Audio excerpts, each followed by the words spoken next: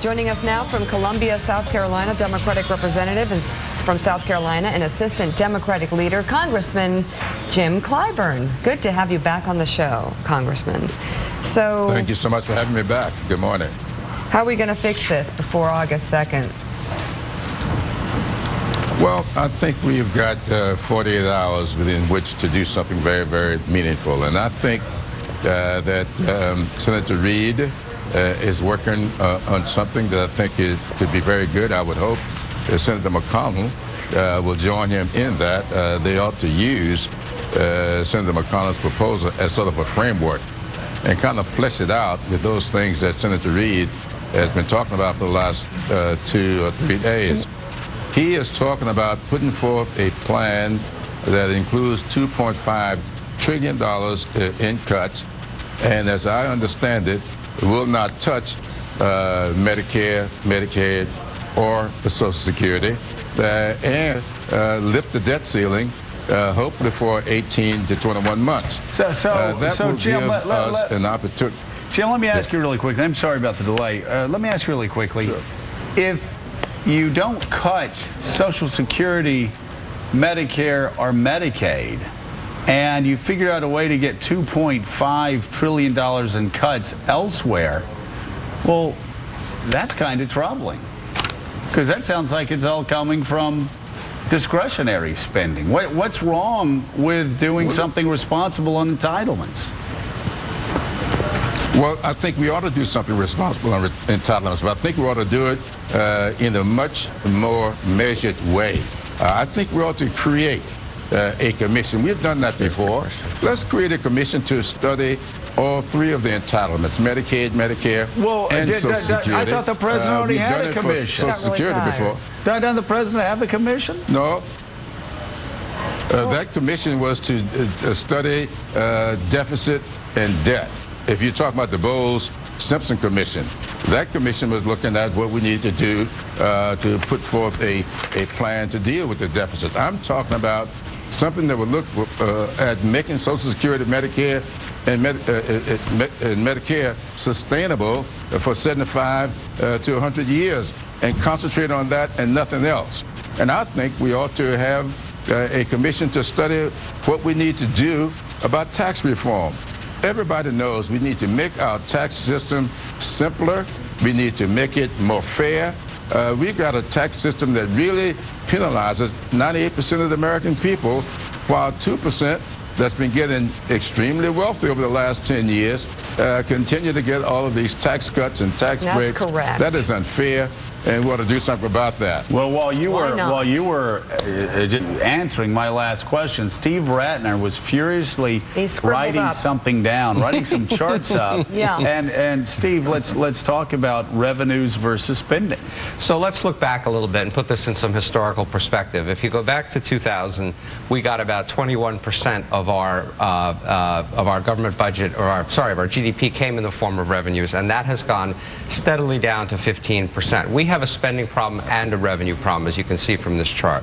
We've gone from surplus to huge deficit. Spending's the top one. And it occurred both for spending reasons and for tax reasons. So this looks, if you look at these 2 lines, the red line is spending going way up, and the blue line is revenues going way down at the same time. This looks like a perfect storm. It does, and then if you look at it compared to the historic averages, you'll see that in fact we are now way above historic averages, both on the spending side and on the revenue side. And again, it just gets to the point that we need both to close this gap. One or the other alone is not going to get us back to where we were in 2000.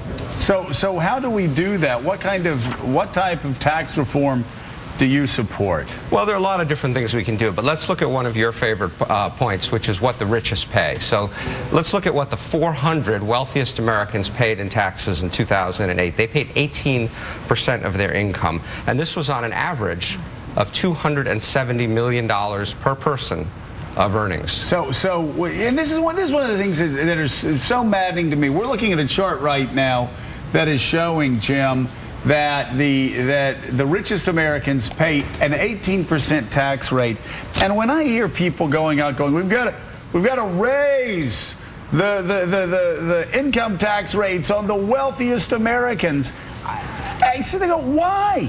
Because it's not going to have an impact. unless you close loopholes. Every time there's a tax cut, Warren Buffett will go on TV and he goes, well, I'll just, I don't need tax cuts. You just take my tax. Of course he doesn't need the tax cuts because he's paying like 15%. Well, let's look at how it happened. So back in 1993, the wealthiest actually paid almost 30% of their income in taxes. But along the way, through a series of tax cuts under both Clinton and under Bush, it went from 29 to 18. You had particularly dividend tax decreases. That is one of the things that really helps the wealthiest the most. So Jim Clyburn, the wealthiest Americans are paying 18% taxes. As I said in last week's Politico piece, Warren Buffett's secretary pays a higher tax rate than Warren Buffett. So can I just show you that? Let me get it. We're going to get to it in a second. We're going to get Jim back in the conversation here and ask him. Yeah, talk about raising rates all you want to, but doesn't this come down to us closing loopholes and figuring out a way to make sure the wealthiest Americans don't pay 90%, but at least pay 30%? That's exactly right, Joe. We have not talked about raising rates at all. As you know, I'm on the Biden committee, or whatever the Biden group is called. I guess I'm still on it. I guess we still exist. But the fact of the matter is, we talked about what we need to do to close loopholes. We never even talked one moment about raising rates on anybody. And if you look at the oil subsidies, oil and gas subsidies, you look at the loopholes that are being used by the wealthiest and many other businesses, look at the loopholes that are used while jobs are being created overseas, these tax credits. We need to close those loopholes. We need to get rid of some of those subsidies and get rid of these tax credits. And we ought to say to the wealthy, look, please make as much money as you possibly can. Let's just pay a fair rate on all that money you make.